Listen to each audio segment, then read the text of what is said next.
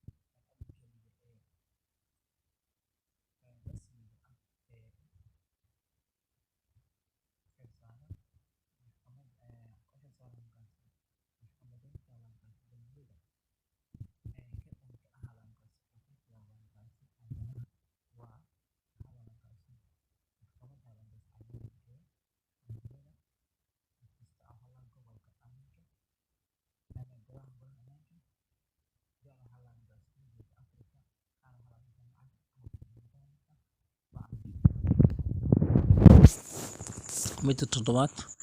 waxa la markaasi golaha guud ee alamkaas qaranka ee qarnimada alamkaas ee midoobay waxay ugu alamkaas go'aamiyeen alamkaas in Soomaaliya la hoosgeeyo alamkaas habka dowladnimada gaarsiisa alamkaas muddadan waxay noqon waxa galis galayso 10 sano taliyaha ugu horeeyay alamkaas ciidanka alamkaas Soomaaliya markii la dhisay alamkaas kadib wuxuu ahaa waxa uu siiyay markaasi baata yaxa uu siiyay jawaabta waxay noqonaysaa marka ta ay noqonaysaa waa General Daawud Cabdullaahi Xirse. waxaan garan su'aashii sagaalaad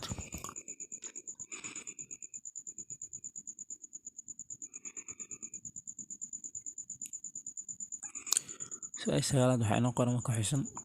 alamkaas 1976 alamkaas waxaa la kala diray alamkaasi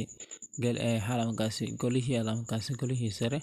ee alamkaasi kacdoonka waxaana laga soo reebay alamkaasi ba oo ah 5 xubnood ta waxaa la markaasi 7 xubnood ja waxaa la 4 xubnood xaana waxaa la alamkaasi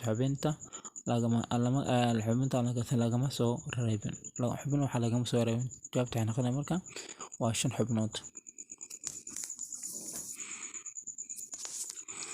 waxaan galan lambarka 10aad waxayna qoran markaasi dhaqaalaha maaliyadda alamkaas waxay ahaayeen alamkaasi kacdoonkii alamkaas ugu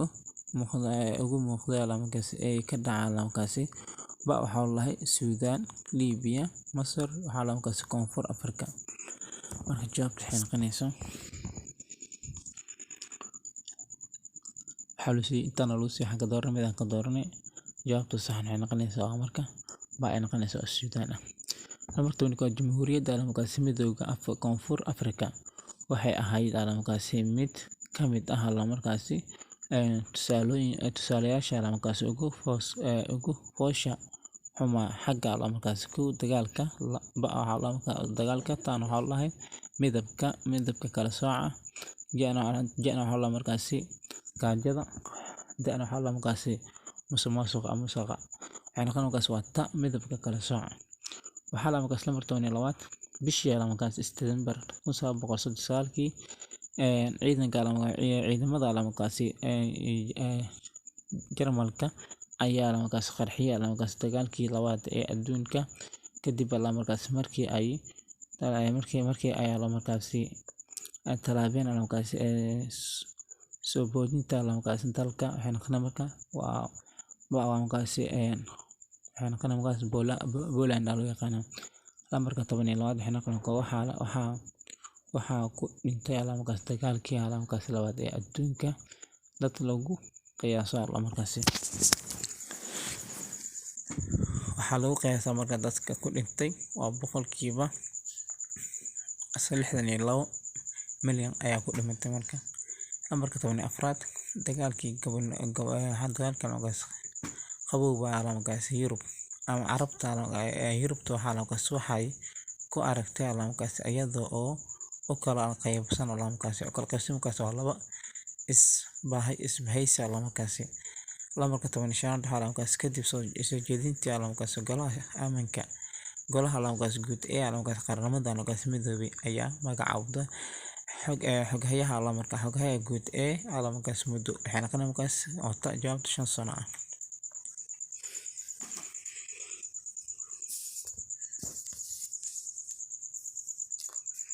Lambarka 16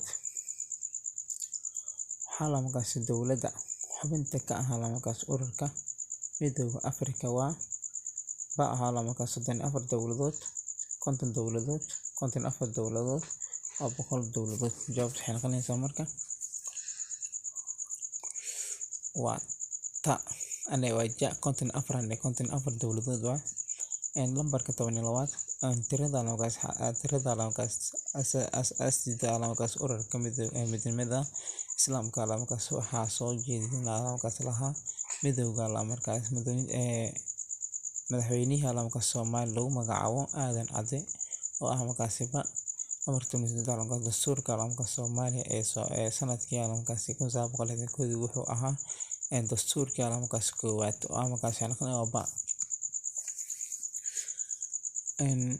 lambarka 19 waxaa markaasi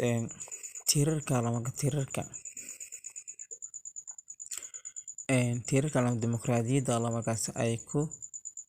taagan tahay markaasi waxaa ka mid ah 1 waxaa markaasi kila markaasi talisnimo adeegsi markaasi awood doorasho xukun dheer waxay noqon jawaabta marka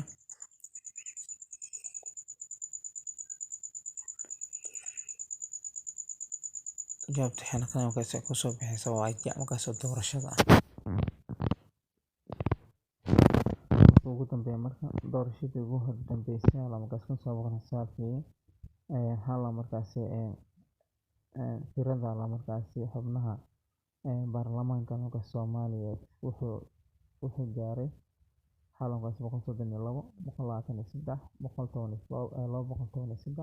213 jawaabta waxay noqon markaasi waa ta 123. halkaas waxaa eg marka